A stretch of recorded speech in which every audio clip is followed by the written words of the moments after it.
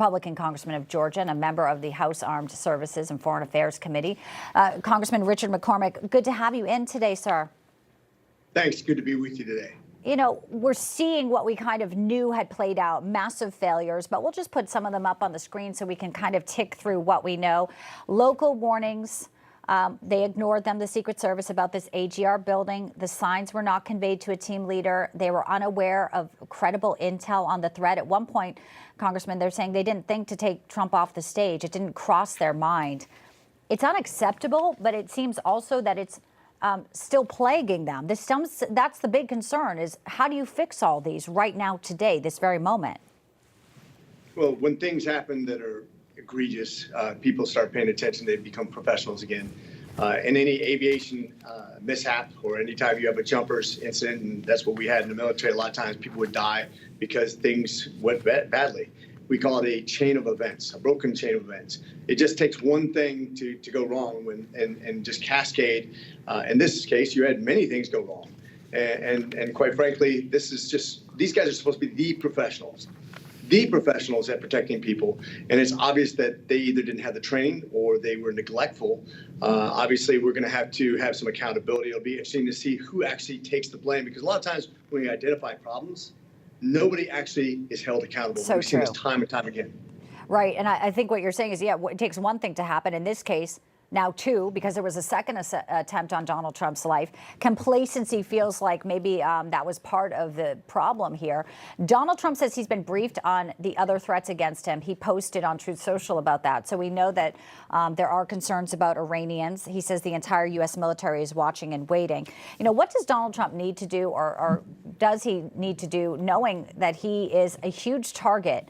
And possibly, you know, in the middle of this sort of Secret Service, you know, shift here where they're trying to ask for more resources, they're trying to ask for more training. Donald Trump doesn't have time to wait for those things to be enacted, Congressman. He doesn't, and his staff should be taking good care of them. They should be doing interviews. They should be actually looking into this, investigating where the shortcomings are, and asking for more details. What are you guys doing to navigate this process of actually procuring more security, making sure that you're not dropping the ball, making sure you have the best technology protecting the president? And I think these are all things that his team is looking into. But I'm very concerned. Quite frankly, Iran doesn't want him to be president. They know he's strong. They're scared of strength.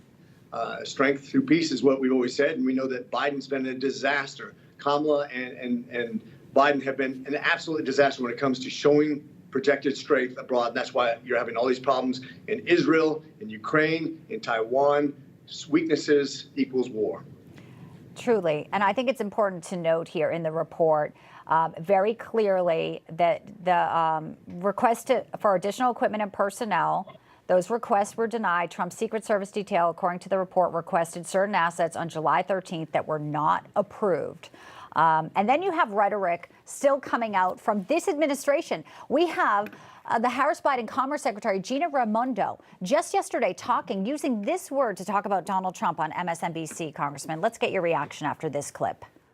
What he says is the opposite. It's just another lie. Like, how did we get here? Let's extinguish him for good. We have an answer. We have a remarkably talented candidate who is sincere, who's pragmatic, who's open. Let's just get it done.